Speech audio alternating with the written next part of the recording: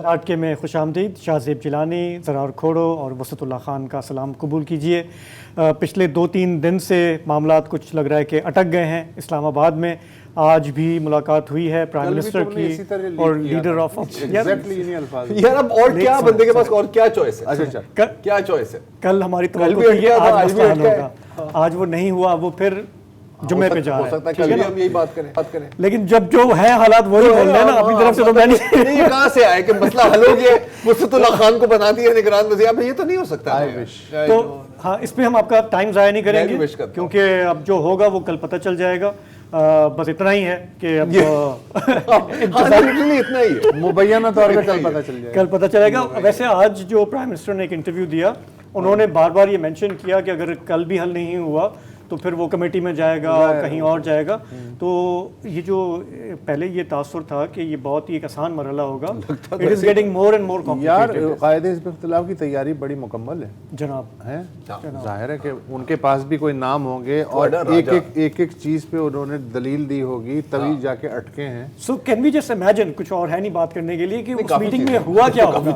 اگر 3 نام میں لے کر آیا ہوں, 3 نام آپ کے پاس ہیں, تو ہم مطلب کیا کریں گے بیٹھ کے؟ کہ میرا خیال ہے کہ بالکل جس طرح, اگر آپ ذرا کیمرہ ادھر لائیں تو یہ میرے کان میں ایک آئی ایف پی ہے. ہاں, اس کو آئی ایف پی ہم کہتے ہیں, ہماری اپنی کاروباری زبان میں پروڈیوسر صاحب ہمیں بولتے ہوتے ہیں یار کہ بریک آنی ہے, یہ آنی ہے, گیسٹ لائن اپ ہو گیا. میرا خیال ہے کہ راجہ صاحب کے کان میں بھی ایک آئی ایف پی لگی ہوئی ہے, وائرلیس. اب اس کا سگنل بھی میں ٹریس نہیں کر سکتا. یہاں پہ تو میں تار کو کھینچ کے پتہ کر سکتا ہوں نا کہ تار کہاں جا رہی ہے. ان کا پروڈیوسر کون ہے؟ سر یہ غلط سوال ہے. اور جہاں آپ کو بھی پتہ ہے, ہم آپ کو بتا دیتے ہیں کہ یہ جو ہم دانشوری بگار رہے ہیں, یہ بیسیکلی اس کا کمال ہے. جہاں بھی ہم بھولتے ہیں, پروڈیوسر جو ہیں وہ یہاں بتاتے ہیں کہ آپ نے یہ مس کر دیا, آپ کو یہ کہنا ہے, اور اس کی بنیاد پہ ہم ظاہر ہے ہم اپنی ریٹنگ بناتے ہیں اور چوڑے ہو کے ملتے ہیں. ریٹنگ بناتے ہو تو اپنی اچھا صحیح. اچھا, تو اسی طرح آپ کی یہ نالج بالکل ٹھیک ہے کہ ہو سکتا ہے کہ قائد حزب اختلاف جو ہیں ان کے کان میں بھی آئی ایف بی لگی ہو, اور انہیں ظاہر ہے کہ ان سے ڈسکشن ہو رہی ہو. اہم قومی معاملہ ہے بالآخر, اس لیے کہ جو بادی النظر میں جو ان کی پرفارمنس ہے نیشنل اسمبلی میں, تو وہ بارلے ملک جانے کا سلسلہ جو پوسٹر پاڑ کے ہوتا ہے وہ تو ہمیشہ ہے. میں کل بھی دیکھ رہا تھا جو آخری الوداعی اجلاس تھا اس میں, کہ قائد حزب اختلاف تقریر فرما رہے تھے اور کیمرہ ادھر ادھر جا رہا ہے, ہر بندہ جو ہے وہ اپنے اپنے کام میں لگا. او بھائی, لیڈر آف دی اپوزیشن ہے, ذرا تمیز سے سنیں. ہر بندہ وسعت اللہ خان نہیں کچھ ہے, ہر بندہ وسعت اللہ خان پارلیمانی اس نے روایات. اچھا, آج انہوں نے بظاہر جو انہوں نے کہا, انہوں نے کہا جی میں اپنے جا کے ساتھیوں سے مشورہ کروں گا. یہ بظاہر کیوں کہا؟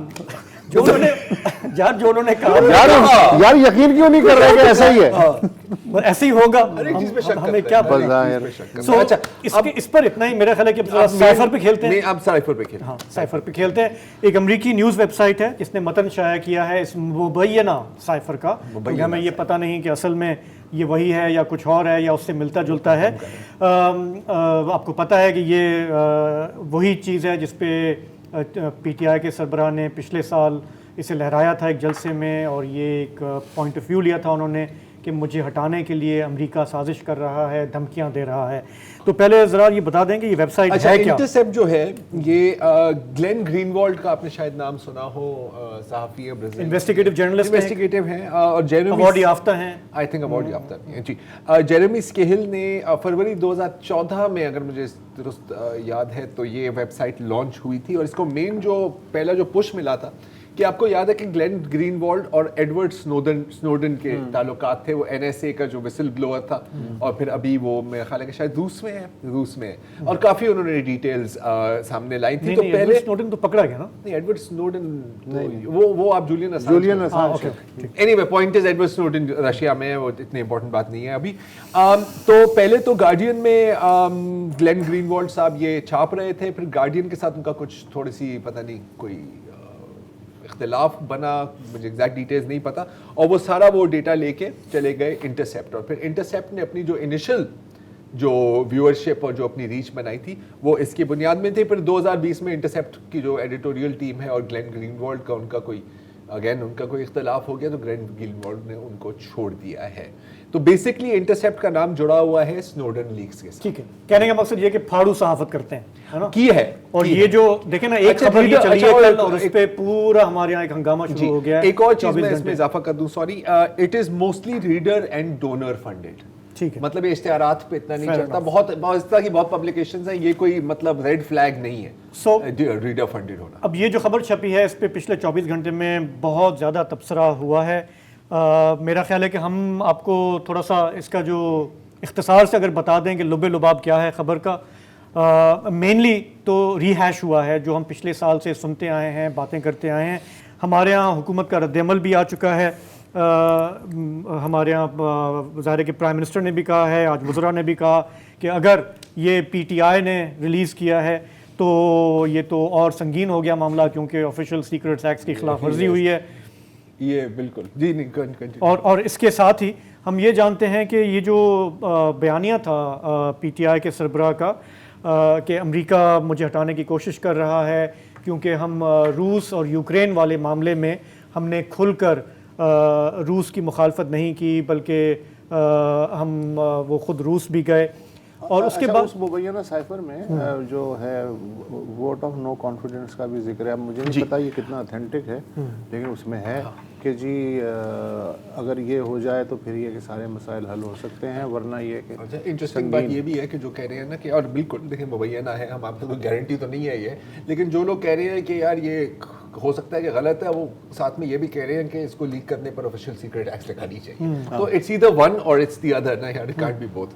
اچھا, اس میں میں ایک اس میں اضافہ کروں گا کہ بالکل دیکھیں اس میں جو نئی بات میرے لیے جو ہے وہ یہ ہے, اور یہ میں کھل کے مانتا ہوں کہ اس میں بالکل ویسے ہی لکھا ہوا ہے اس مبینہ سائفر میں جو کہا گیا تھا کہ کس قسم کے الفاظ استعمال کیے گئے تھے. میرا ہمیشہ یہ خیال تھا کہ شاید اس کو بہت بڑھا چڑھا کر کیا ہوا ہے. اگر یہ درست ہے تو یہ ان ڈپلومیٹک تو بہت ایک چھوٹا لفظ آتا ہے. It is a very unacceptable language. میں مانتا ہوں آپ ڈونلڈ لو کی بات کر رہے ہیں, اس کی جو لینگویج ہے, میں ڈونلڈ لو کی بات کر رہا ہوں.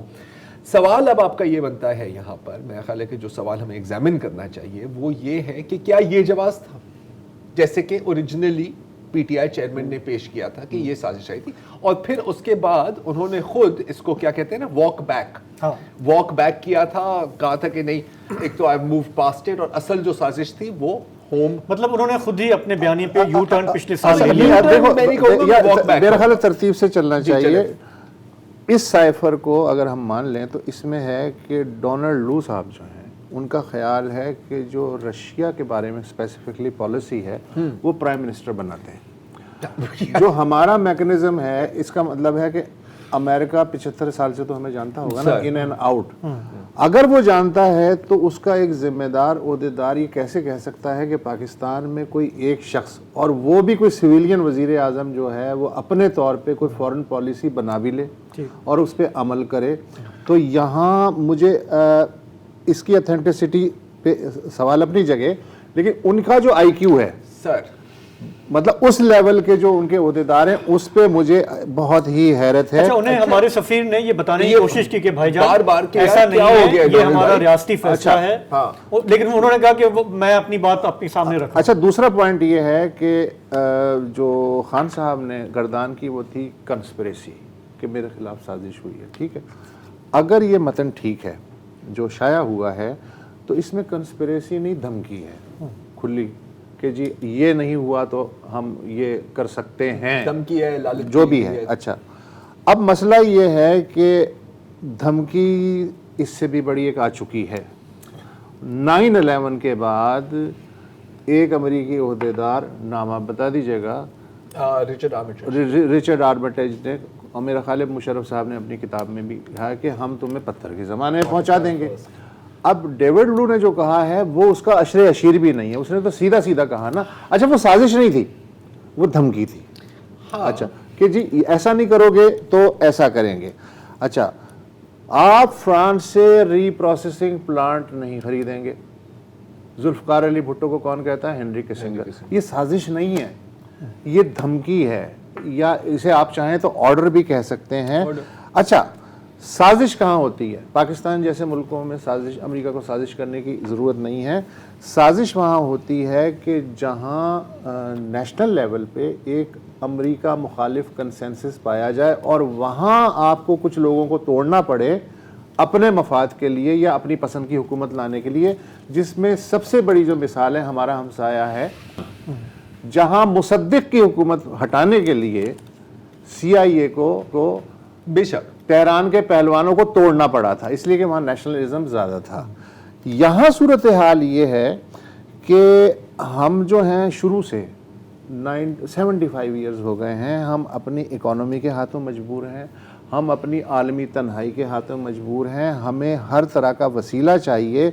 तो हमारे पास कोई चाराकार नहीं था कि किसी सुपर पावर की उंगली पकड़ के चलें। अब ये तो पूरा का पूरा हमारे तालिबी निज़ाम में रखा है ना, तो उस लिहाज से यहाँ साजिश नहीं हो सकती, सिर्फ ऑर्डर चल सकता है। और ऑर्डर भी किस लेवल पे?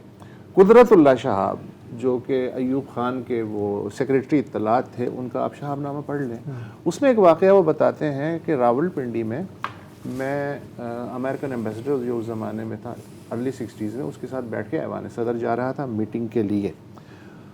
तो उसने रास्ते में कहा कि यार ये जो बिलबोर्ड है इट्स लाइक आईसोर, अच्छा नहीं लग रहा। अच्छा नहीं लग रहा। अच्छा ठीक है, कोई बात नहीं, नॉर्मल बात है भाई, आपको पसंद है नहीं है। अगले दिन वो बिलबोर्ड वहाँ नहीं था, उसने कोई हुक्म नहीं दिया था, उसने सिर्फ कहा डिस्प्लेजर हमें शो किया, पसंद किया था। अच्छा, यहाँ सूरत हाल ये है कि अब भुट्टो साहब मुझे याद आ रहे हैं कि उन्होंने कहा जी वाइट एलिफेंट, नेशनल असेंबली में कहा कि वाइट एलिफेंट मेरे खून का प्यासा है, ये मिनट्स में है नेशनल असेंबली के। और उसके बाद उन्होंने एक खत लहराया पिंडी में कि साइंस ने मुझे धमकी दी है, लेकिन उसके बाद हुआ ये कि भुट्टो अपने मौक़िफ़ से हटा नहीं, वो कायम रहा। इन्होंने सिर्फ इमिटेट किया कि लहराया और उसके बाद 4 मौक़िफ़ बदल लिए इन्होंने। देखो कुछ तो यहाँ केस इन्होंने खुद ही अपना कब्जा कर जी, वो देखो पीछे तो आप खुद हटे हैं, ऑल ऑफ दैट, लेकिन कुछ मेरा ख्याल है कि डिफरेंसेस भी हैं जो आपने जो भी जो 2-3 एग्जांपल्स दिए हैं ना, तो एक ब्रेक लेते हैं, उस पर बात करते हैं।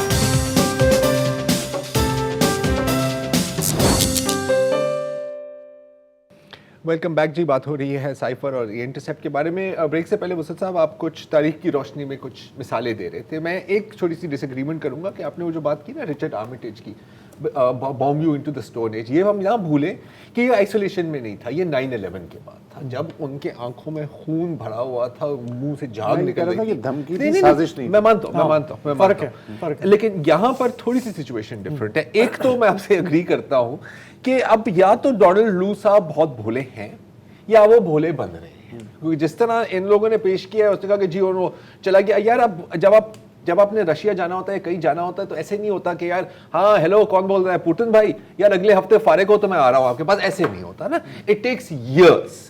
और कोई ऐसा नहीं है कि एक दिन साबिक वजीर आजम ने सोचा कि यार क्यों ना हम रशिया जाएं, वो सारी प्लानिंग होती है, बताया भी गया और उनको बताया गया कि यार आप मानो या ना मानो।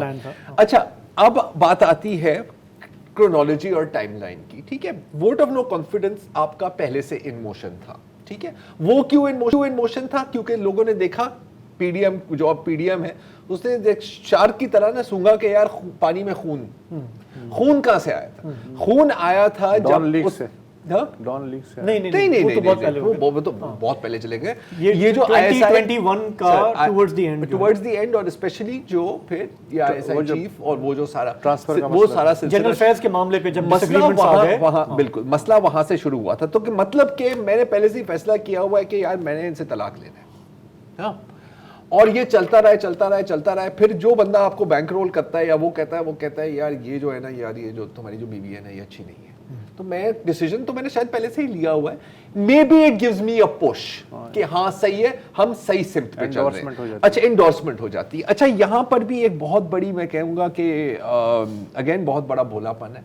अगर कोई समझता है अमेरिका में या पाकिस्तान में कि एक बंदे के आने या एक बंदे से के जाने से पाकिस्तान और अमेरिका के ताल्लुकात बेहतर या बुरे हो सकते हैं या बदतर हो सकते हैं, کیونکہ جی امریکہ نے آپ کو ویسے ہی رائٹ آف کیا ہوا ہے. ان کی الائنس ہے انڈیا کے ساتھ, وہ دیکھتے ہیں کہ آپ ہے چین کے ساتھ, اور وہ افغانستان نہیں بھولے. ٹھیک ہے, بائیڈن ایڈمنسٹریشن کا جو ایٹیٹیوڈ تھا پچھلی حکومت کے ساتھ ڈے ون سے بہت ہی اسٹینڈ آفش تھا. کتنی بار ہم نے یہ بات کی ہے کہ یار کچھ نہیں ہوتا یار, بندہ ایک مس کال دے دیتا ہے. It was a very rude stance. وہی روڈ سٹانس آپ دیکھ رہے ہیں ڈونلڈ لو میں. اب یار دیکھو یہ جو بات ہے نا کہ آل ول بی فورگیون, یہ کسی کو اچھی نہیں لگ سکتی سنتے ہوئے, مجھے تو اچھی نہیں لگتی, رائٹ. وہ ایک الگ ریالٹی ہے کہ آپ ان کے محرون منت ہیں, تو شاید آپ کو چلنا پڑتا ہے. لیکن جو اب اگر ہم یہ سٹانس لیں کہ جی اس کی وجہ سے نکالا گیا, اگین ہو سکتا ہے انڈورسمنٹ ملی, ہو سکتا ہے کہ جس سمت میں آپ چل رہے ہیں آپ نے سوچا کہ یار یہ صحیح سمت ہے, ہمیں یہاں ہی چلنا چاہیے, لیکن اس سے تو پی ٹی آئی نے خود واک بیک کر دیا. آج وہی اسی امریکہ کے اسی ایڈمنسٹریشن کے کانگریس مین کے ساتھ لابی کی جا رہی ہے. ایک اور چیز ہے جس پر ایک سوالیہ نشان ہے اور میں مارک کرنے کی ضرورت ہے کہ یو ایس اسٹیٹ ڈپارٹمنٹ جو ویسے تو ساری دنیا کی جمہوریت کی نانی بنی ہوتی ہے, رائٹ, آپ کے یہاں جمہوریت نہیں ہے, یہ آپ کا ٹرائل صحیح نہیں ہوا, وہ آپ کا ٹرائل صحیح نہیں ہوا, یہاں پہ خاموش ہے. میرے پاس کلپس ہیں, آپ نے بھی سنے ہوئے ہیں, میں چلا سکتا ہوں, لیکن میرا خیال ہے کہ ان کی ابھی ہمیں شاید اتنی ضرورت نہیں ہے. ان سے یہ بھی پوچھا گیا کہ یار یہ جو ٹرائل ہوا ہے یہ کیا آپ نوالنی کے ٹرائل کے بارے میں تو بات کرتے ہیں, اس کے بارے میں آپ کیوں نہیں کہہ رہے؟ تو بھی انہوں نے کہا کہ نہیں, ہم جہاں پر ہمیں لگتا ہے سچویشن الگ ہے, ہم اس پر بات نہیں کرتے. تو یہ بنتا ہے. اچھا, جہاں تک اس حکومت کی بات ہے تو یار تیل تو روس سے انہوں نے بھی خریدا ہے. ایک ڈفرنس یہ ہے کہ جو ہمارا سٹانس تھا آن دا رشیا یوکرین کانفلکٹ, ٹھیک ہے, جو ان کا انداز بیان تھا وہ آپ کو پتا ہے کیسے تھا, رائٹ, وہ ایک الگ ہے. لیکن پوری گلوبل ساؤتھ کا بھی تقریباً یہی سٹانس ہے, ٹھیک ہے. مڈل ایسٹ میں بھی آپ یہی سٹانس دیکھتے ہیں. بھارت تو ان کا اس وقت تو چڈی بڈی ہے نا, جگر ہے, تو ان کا سٹانس تو کیا ہے, وہ تو روس کی ریلیشن شپ ان کے منہ پہ مارتے ہیں کہ ہاں بھائی ہم نے خریدنا ہے, تم کیا کر لو گے. ڈفرنس آتا ہے ان کی پوزیشن میں. یو اے ای, سعودی عرب, قطر کے پاس اور ترکی کے پاس اتنا وہ ہے ریسورسز کہ وہ سٹانس لیتے ہیں, انڈیا کے پاس تو بھرے ہوئے ہیں. ڈفرنس ہمارا یہاں آتا ہے. لیکن اگین ان کے آنے یا جانے سے جو اوور آل فلو ہے ریلیشن شپس کی, اچھا ریلیشن نہیں آتی. اگین لاسٹ ایک آخری بات, جو بھی آپ نے کرنا ہے, ٹھیک ہے, جو دیکھیں جو سمجھتے ہیں کہ یہ کنسپریسی تھی اس کے لیے یہ پروف ہے, جو سمجھتے ہیں کہ یار نہیں تھی ان کے لیے بھی یہ بھی پروف ہے. نیریٹو کی ڈومین میں یہ کافی ہے. اوکے, نیریٹو کی. میں ایک بات کروں. جی جی. جن صاحب نے کہا کہ سازش ہے, انہوں نے خود اس کو واپس لے لیا. جی بالکل, ٹھیک ہے, سن لیں. آپ کے آئی ایس پی آر نے کہا کہ سازش کا ثبوت نہیں ملا, فارن آفس نے کہا سازش کا ثبوت نہیں ملا, امریکہ نے خود کہا کہ جی ہم نے کوئی سازش نہیں کی. اور آپ نے جس طرح کہا کہ جب پی ڈی ایم ببانگ دول آگے کہہ رہی ہے کہ ہم تحریک عدم اعتماد سے آپ کو ہٹائیں گے, تو وہ تو اعلان کر کے آ رہے ہیں نا. سازش وہ ہوتی ہے کہ مجھے پتہ نہ ہو کہ آپ دونوں نے آپس میں کیا صلاح مشورہ کیا ہوا ہے اور آپ مجھے نقصان دینا چاہ رہے ہوں. یہ تو پورے پاکستان کو پتا تھا, یہاں لانگ مارچ ہو رہا تھا, سب کو پتا تھا کہ ہم آ رہے ہیں, ہم آپ کو آ کے تحریک عدم اعتماد سے ہٹائیں گے. کوئی کو نہیں ہوگا, کوئی آگے کن پٹی پہ آگے بندوق نہیں لکھے گا جی نکلو یہاں سے, ایک ڈیموکریٹک طریقے سے ہوگا. سو یہ آج ہم دوبارہ مجبوراً اس پہ دوبارہ اس لیے بات کر رہے ہیں کہ یہ ایک ایسا وہ غبارہ ہے جس کو خود ہی انہوں نے, سربراہ صاحب نے پی ٹی آئی کے خود ہی اس کو چھوڑ دیا تھا. میں یقین کر لیتا کہ جو بھی ہے, اگر مدعی اپنے بیان سے نہ ہٹتا. مدعی نے 4 دفعہ اپنا بیان جو ہے وہ چینج کیا ہے. دوسری بات ہے, تم یہ کہہ رہے تھے نا کہ انڈیا سے کو پریفرنس دیتا ہے. یار جو ساؤتھ ایشیا کا سٹرکچر ہے نا امریکن فارن پالیسی کا, وہ ایز اٹ از ہے. انڈیا ہمیشہ پریفرنس میں رہا ہے. انڈیا کو منانا اور اس کو خوش رکھنا ہمیشہ امریکن فارن پالیسی کا کارنر سٹون رہا ہے. ہمیں اسی جگہ امریکہ نے آج تک رکھا ہوا ہے جو جگہ اس نے ہمارے پہلے دن سے سوچی بھی تھی. اب مسئلہ یہ ہے کہ ہم چونکہ مجبور ہیں تو ایک دائرے میں ہم اس سے روٹ بھی جاتے ہیں, ہم اس سے من بھی جاتے ہیں. اچھا, امریکہ کو بہت سارے کاموں کے لیے انڈیا اس کے کام نہیں آئے گا, پاکستان اس کے کام آئے گا, تو اسے بھی ضرورت ہے اور ہمیں تو بہت زیادہ اس کی ضرورت ہے. تو یہ ایک لو ہیٹ ریلیشن شپ تو رہے گا, مگر ایک دائرے میں چلتا رہے گا. اور کوئی بھی پاکستان کا لیڈر ہو, چاہے وہ فوجی ہو یا سویلین ہو, وہ اس دائرے سے باہر نکل کے یہ نہیں کہہ سکتا کہ جی برگ پر امریکہ. ایسا نہیں ہو سکتا. نہیں بالکل, اور اس تعلق کی نیچر ہے ہی نہیں. نہیں بالکل. اور دیکھیں اس کی بھی کیا وجہ ہے, اس کی کیا وجہ ہے, کیونکہ آپ کی انٹرنل اور آپ کی ایکسٹرنل پالیسیز جو ہے وہ جڑی ہوئی ہوتی ہیں. جب آپ کا گھر ان آرڈر نہیں ہے تو آپ پر پریشر آئے گا. I mean, اس میں تو میرا خیال ہے کہ کوئی ہم ڈس ایگریمنٹ نہیں کر سکتے نا. لیکن کیا وہ پریشر تھا جن کی وجہ سے ان کے ہٹایا گیا تھا؟ That's another question. اوکے, اور وہ میرا خیال ہے کہ ہم نے اس کا جواب دے دیا ہے ایٹ لیسٹ جو ان دا لائٹ آف کہ جن لوگوں کی کیا اسٹیٹمنٹس آن ریکارڈ. لیکن وہ آپ کی بات جن کو نہیں ماننا وہ نہیں ماننا. نہیں, وہ تو ہر ایک چیز میں ہوتا ہے نا, وہ تو ہر ایک چیز میں ہوتا ہے. لیکن یہ میرا خیال ہے کہ بہت ہی کرسٹل کلیئر ہے کہ ایک بات کا بتنگڑ بنایا گیا اور ہمارا المیہ کہ ہم بیٹھ کے ہمیں گھنٹوں اس پہ. لیکن میں یہ کہوں گا and again I will have to admit this because اس پہ میں نے بہت بات کی ہے, میں نہیں خیال تھا کہ اس قسم کے الفاظ استعمال کیے گئے. میں اس کو تھوڑا not surprised. You are not surprised. جب ڈپلومیٹس بیٹھتے ہیں اور آپ ایک طاقتور ملک ہیں, آپ ایک ایسے ملک سے بات کر رہے ہیں جو کبھی امداد کے لیے کھڑا ہوتا ہے. اچھا سائفر اسی لیے سیکرٹ ہوتا ہے, کبھی کہتا ہے کہ بھائی اس میں بڑی کھل کے باتیں ہوتی ہیں. آپ ان کو کہتے ہیں کہ یار یہ آپ کے جو یہ رویے ہیں یہ ٹھیک نہیں ہے, آپ کی یہ جو باتیں ہیں یہ ہمیں سوٹ نہیں کر رہی ہیں. اتنا ایک تو I think from the US's part اب یہ کہنا کہ US ایسا کہنا ہے کہ یار آگ میں جاؤ گے تو جل جاؤ گے. Obviously US arrogant ہے.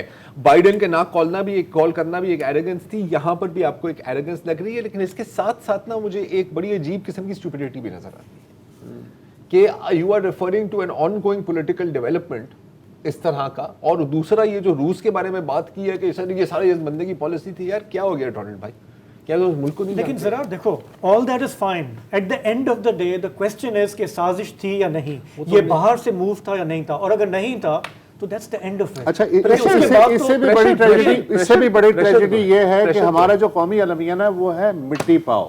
مثلاً ہمارے لیے امپورٹنٹ یہ نہیں ہے کہ یہ سازش تھی یا کیا تھا, ہمارے لیے امپورٹنٹ یہ ہے کہ یہ لیک کس نے کیا, یہ سارا زور اس پہ ہے.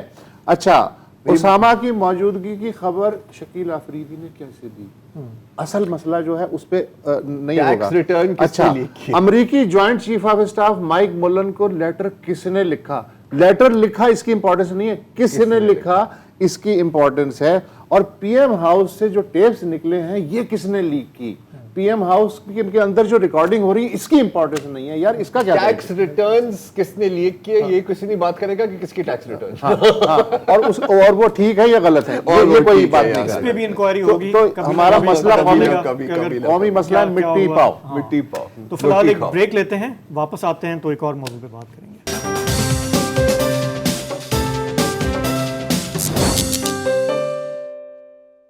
پاکستان میں ہم اکثر کہتے ہیں کہ اگر اس ملک نے آگے بڑھنا ہے تو مذہبی ہم آہنگی اور تکثیریت ناگزیر ہے. یہ ہم کیوں کہتے ہیں؟ کیونکہ اس ملک میں 96% مسلمان رہتے ہیں, اس کے علاوہ پھر ہندو ہیں, مسیحی برادری ہے, پارسی ہیں, اور پھر آئین پاکستان کے تحت احمدی کمیونٹی بھی, اس کو بھی ہم اسی مذہبی اقلیت کا حصہ مانتے ہیں. سارے یہ پاکستان کے جو شہری ہیں ان کو آئین میں برابر حقوق حاصل ہونے چاہیے, چاہے وہ کسی بھی عقیدے سے ہوں, فرقے سے ہوں. لیکن ہم نے عملاً دیکھا ہے کہ ایسا نہیں ہوتا. بارہا اس پروگرام میں بھی ہم ذکر کرتے رہتے ہیں جبری تبدیلی مذہب کے واقعات کے بارے میں. جب توہین مذہب کے واقعات ہوتے ہیں, ہندو بچیوں کی زبردستی شادیوں کے معاملات ہوتے ہیں, تو ہم اس پہ رپورٹ کرتے رہتے ہیں. ہمارے سماجی رویے جو ہیں ان میں بھی بہتری نہیں آئی, اور ہم نے دیکھا ہے کہ مذہب کو بار بار کس طرح اپنے قتل و غارت گری کے لیے, مذموم مقاصد کے لیے استعمال کیا جاتا رہا ہے.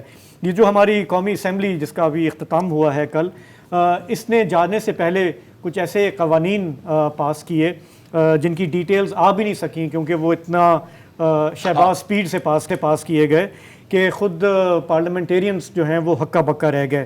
انہی میں ایک ہم انسانی حقوق کے کارکن رہے ہیں, سابق سینیٹر ہیں فرت اللہ بابر صاحب. انہوں نے کہا کہ یہ جو قوانین پاس ہوئے, انہوں نے کہا کہ جو پرفارمنس تھی مائنورٹیز کے حقوق کے حوالے سے وہ ایک بہت ہی پیتھیٹک پرفارمنس رہی اس قومی اسمبلی کی. ایک اور ٹویٹ میں انہوں نے کہا کہ یہ جو اسمبلی ہے یہ ایک سمجھیں کہ نائٹ میئر, ایک ڈراؤنا خواب بنی رہی اقلیتوں کے حقوق کے حوالے سے. جو لیجسلیشن پاس ہوئی اس میں ایک جو ہے اس میں توہین مذہب کے حوالے سے قوانین مزید سخت کیے گئے ہیں. ذرا جی سیکشن 2298A میں ترمیم آئی ہے, اور اب بلاسفیمی کا جو دائرہ ہے نا اس کو وسیع کیا گیا ہے. اب اس میں ام المومنین شامل ہیں, اہل بیت شامل ہیں, خلفائے راشدین شامل ہیں, اور صحابہ اکرام شامل ہیں. یہ میں آپ کو یہ بتاتا چلوں کہ سپاہی صحابہ اور دیگر گروہوں کی یہ سالوں بلکہ دہائیوں سے ان کی یہ ڈیمانڈ رہی ہے اور یہ پوری کی گئی ہے. اور جہاں تک سزا کی بات ہے تو اب جو پینلٹی ہے وہ ہے imprisonment for life which shall not be less than 10 years. اب یہ تو ہے قانونی کارروائی اور یہ تو ابھی کی ترامیم ہے. ماضی میں جو کیسز اس طرح کے آئے ہیں اس پر بھی ہم تھوڑی دیر میں بات کرتے ہیں, لیکن پہلے ہم یہ بھی بات کر لیتے ہیں کہ یہ جو قوانین پاس ہوئے اس پر بعض سینیٹرز نے فلور آف دا ہاؤس ان کو موقع نہیں ملا, لیکن ٹی وی چینلز پہ میں نے سنا, جن میں فار ایگزامپل تاج حیدر صاحب بھی شامل ہیں, اور انہوں نے کہا کہ کاش ہمیں اس کو پڑھنے کا سمجھنے کا موقع ملتا, ہم اپنے تحفظات رکھتے کہ ہمارے ملک میں ویسے ہی عدم برداشت اتنی بڑھتی جا رہی ہے اور یہ توہین مذہب کا جو معاملہ ہے یہ ایک ڈیتھ وارنٹ ہوتا ہے, ہمیں اس کو بہت ہی احتیاط سے دیکھنے کی ضرورت تھی, لیکن انہوں نے کہا کہ ہمیں یہ موقع نہیں ملا. اچھا, ڈیتھ وارنٹ کی آپ نے بات کی تو ابھی حال میں کیس, انلیس آپ کچھ اور اس پہ مزید ایڈ کرنا چاہ رہے تھے. نہیں, میں جو بلوچستان کا کیس ہے اس کی طرف آپ بتائیے. ایک تازہ واقعہ ہوا ہے جس میں ایک شخص کو قتل کیا گیا ہے توہین مذہب کے الزام میں. یہ تربت کا واقعہ ہے, پچھلے 3-4 دن سے ہم اس کی بازگشت سن رہے ہیں. یہ بچہ ہے رؤف برکت اس کا نام ہے, 12ویں کلاس کا اسٹوڈنٹ تھا, امتحان دے کے نتائج کا انتظار کر رہا تھا. تو اس نے کہا کہ گھریلو اخراجات پورے کرنے کے لیے وہاں انگلش لینگویج سینٹر ہے تو وہاں بچوں کو پڑھائیں انگریزی, تو وہاں چلا گیا اور پھر انہی بچوں میں سے کچھ نے اس پہ توہین مذہب کا الزام لگا دیا.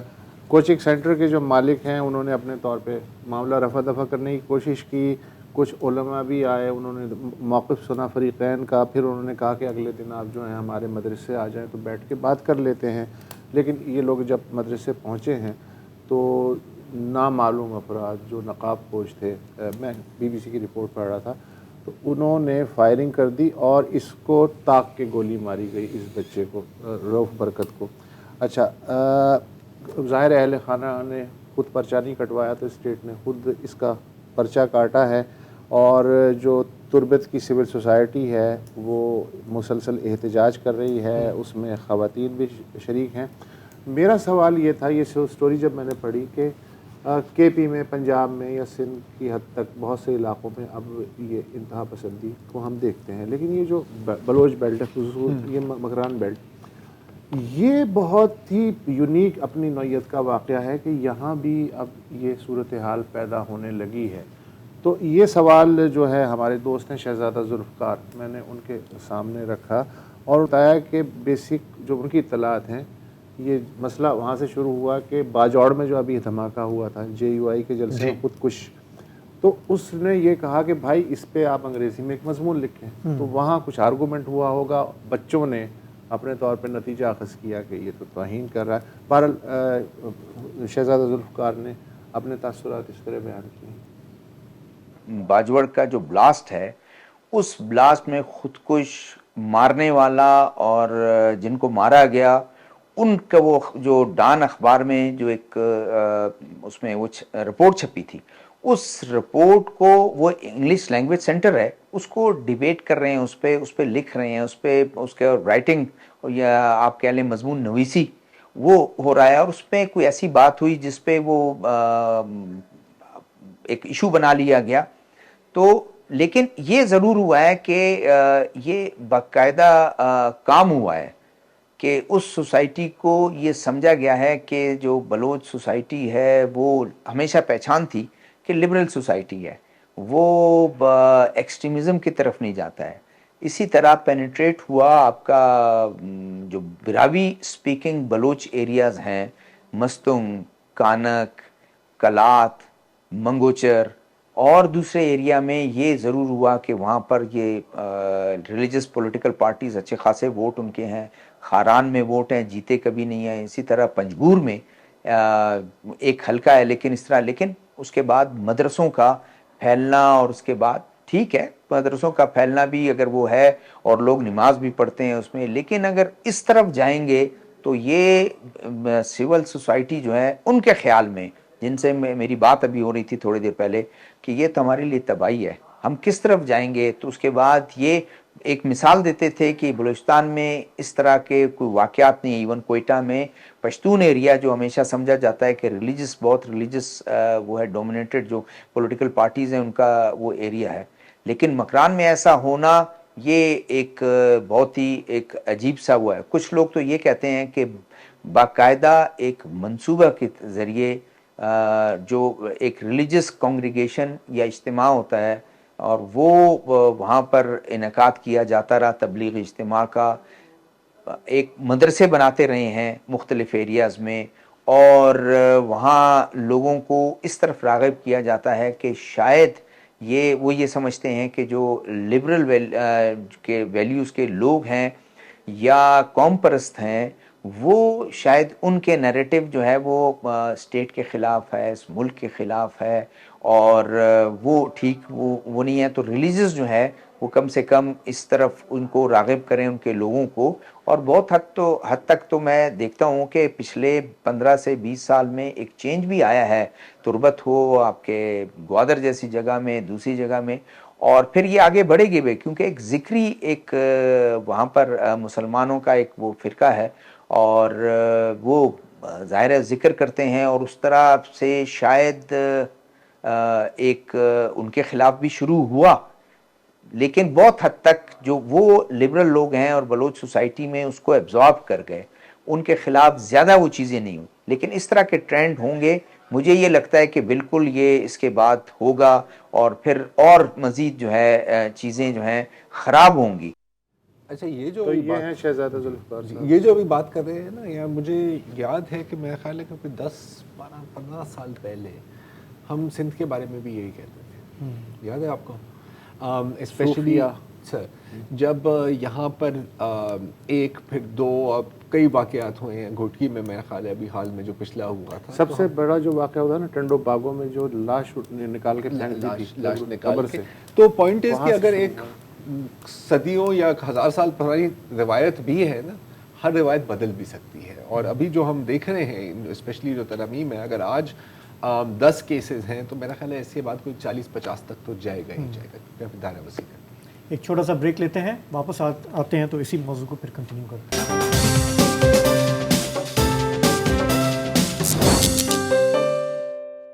جی, تو پروگرام کے اس حصے میں ہم بات کر رہے ہیں کہ ملک میں مذہبی اقلیتوں کے حوالے سے حکومت نے, ریاست نے, ہمارے اداروں نے کیا کام کیا ہے, نہیں کیا.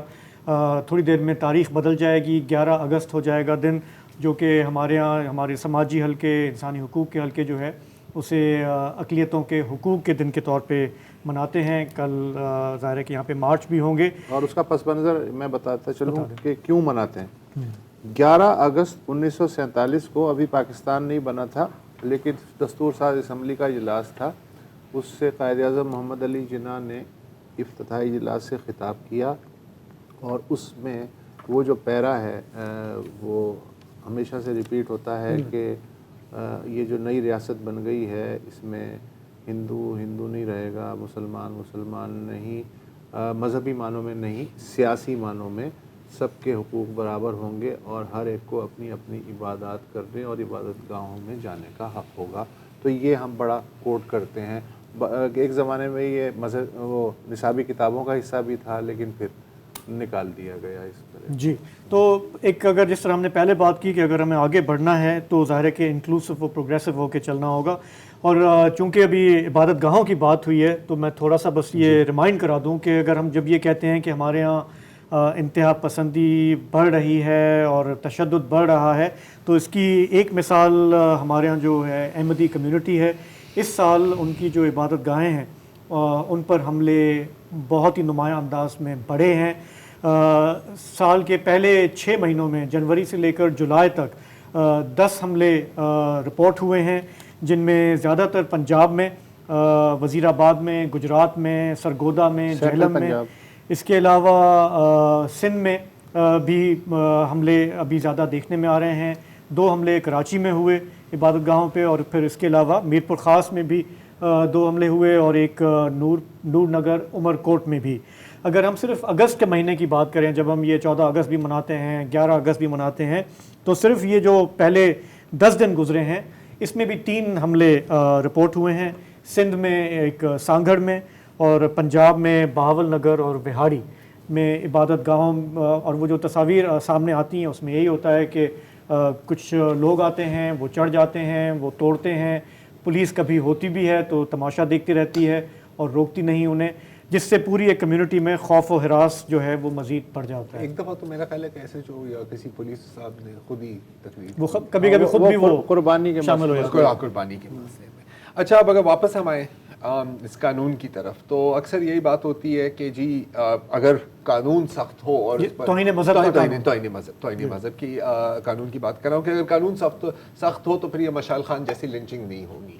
اچھا، اب اس ڈیبیٹ میں نہیں جا رہا ابھی، لیکن وہی جو لوگ کہتے ہیں کہ قانون سخت ہو، ہم ان سے پوچھیں کہ یار ویسے پاکستان کا نظام عدل کے بارے میں آپ کیا سوچتے ہیں، وہ کہتے ہیں کہیں گے کہ یار نہیں، یہ نہیں چلتا۔ تو آپ کو 2-3 مثالیں دینا چاہ رہا ہوں۔ شفقت ایمینول، ٹھیک ہے، 2013 میں ان پر الزام لگایا جاتا ہے کہ کسی امام مسجد یا مؤذن کو وہ ایک گستاخانہ SMS انہوں نے بھیجی، ٹھیک ہے۔ پولیس آتی ہے، شفقت کو بھی گرفتار کرتی ہے اور ان کی اہلیہ کو بھی گرفتار کرتی ہے، ٹھیک ہے۔ اور 2013 میں کافی جلدی کیس ہوتا ہے اور ان کو شفقت کو سزائے موت مل جاتی ہے۔ اچھا، کورٹ کے اندر اور کورٹ کے باہر پورا ایک ہجوم، جیسے حسب معمول جو SOP ہوتا ہے ان کیسز کا، اور وہاں پہ سر تن سے جدا کے نعرے لگ رہے ہیں۔ کچھ تو ہجوم والے ہیں وہ کالے کوٹوں میں بھی تھے، مطلب جو وکلا ہیں۔ تو جج نے کہا کہ یار سر سے اتارو، ان کو سینٹنس کریں۔ اچھا، پھر جیسے ہماری جتنی سپیڈ میں ہمارا سسٹم چلتا ہے آپ اچھی طرح سے جانتے ہیں، وہ چلتا گیا بالآخر 2021 میں کورٹ اس کی اپیل سنتی ہے اور وہ کہتے ہیں کہ جی پروسیکیوشن نے تو اتنا بھی نہیں اسٹیبلش کیا کہ جس موبائل فون سے یہ میسج آیا تھا وہ شفقت کا تھا۔ 8 سال آپ کے نکل گئے کیونکہ کسی اور نے SMS بھیجا کسی کو، پھنسے آپ۔ اچھا، اس دوران شفقت صاحب ایک طرح سے خوش قسمت ہے کیونکہ وہ رہا تو ہو گئے۔ اچھا، وہ بالکل اور زندہ ہے۔ اچھا، وہ کمپلیٹلی معذور ہو گئے ہیں کیونکہ پہلے بھی ان کی ریڑھ کی ہڈی میں ایک تکلیف تھی اور جیل میں جو حالات تھے، اور آپ کو پتا ہے کہ اس طرح کے جو قیدی ہوتے ہیں ان کو آپ جنرل پاپولیشن میں نہیں ڈالتے، ایک کونے میں پھینک دیتے ہیں، ان کے ساتھ جو بھی سلوک ہوتا ہے اب وہ چل بھی نہیں سکتے، وہ مطلب بالکل پیرالائزڈ ہیں۔ پھر بھی خوش قسمت ہے۔ خوش قسمت اس لیے ہے کیونکہ وہ جنید حفیظ نہیں ہے۔ جنید حفیظ پچھلے میرا خیال ہے 10 سال ہو گئے، اب تو 10 سے زیادہ ہو گئے، مجھے ایگزیکٹ ڈیٹ نہیں یاد۔ 10 سالوں سے ایک کال کوٹری میں ہے، ڈیتھ سیل میں ہے۔ اگین ان کو بھی باقی قیدیوں سے نہیں ملایا جا سکتا۔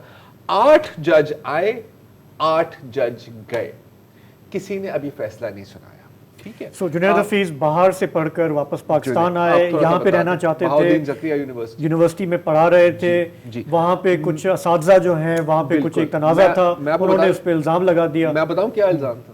بڑا مزیدار الزام ہے۔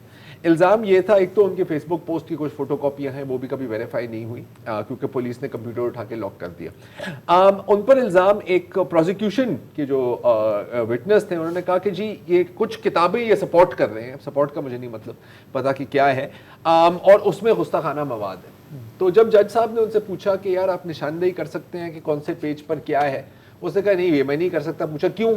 تو کہا کیونکہ کتابیں انگریزی میں ہیں، مجھے انگریزی نہیں آتی۔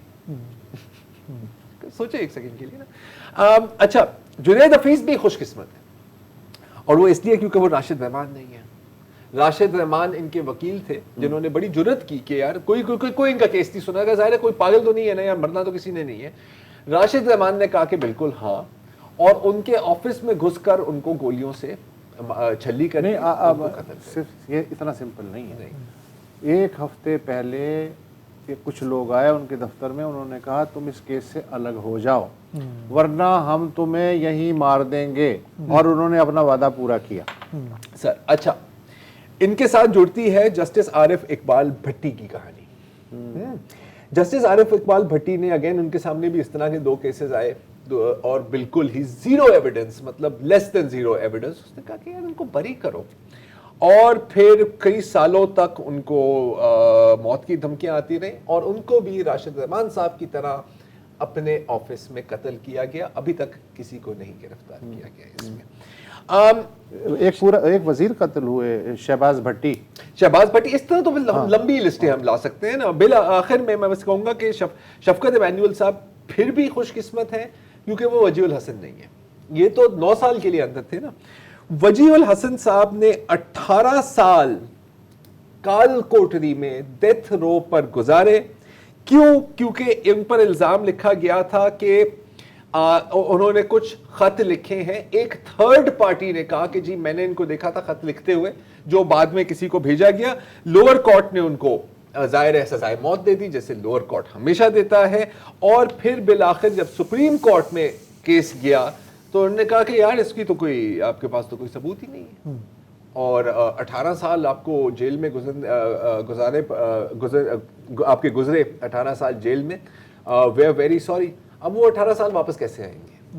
پھر ان کے ذہنی توازن کے بارے میں, ذہنی توازن تو ان کا ختم ہے نا. بہت سارے 18 سال اب ڈیتھ رو میں گزارے. آپ کو نہیں پتا کہ کل مجھے پھانسی ملے گی یا میرے جو ساتھی قیدی ہیں وہ مجھے مار ڈالیں گے یا مجھے گارڈز مار ڈالیں گے.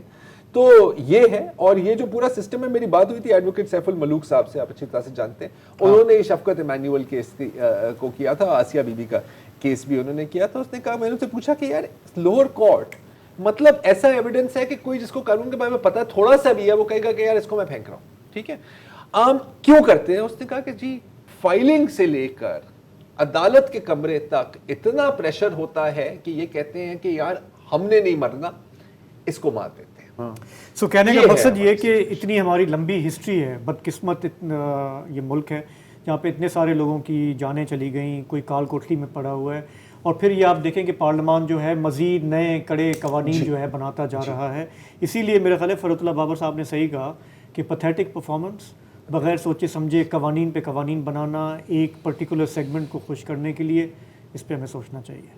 سوچنا تو چاہیے. اور میرا خیال ہے کہ پروگرام کو ہم اسی نوٹ پہ ریپ اپ کرتے ہیں. کل جمعہ ہے, آپ کی ہم فون کالز لیں گے, آپ کی باتیں سنیں گے.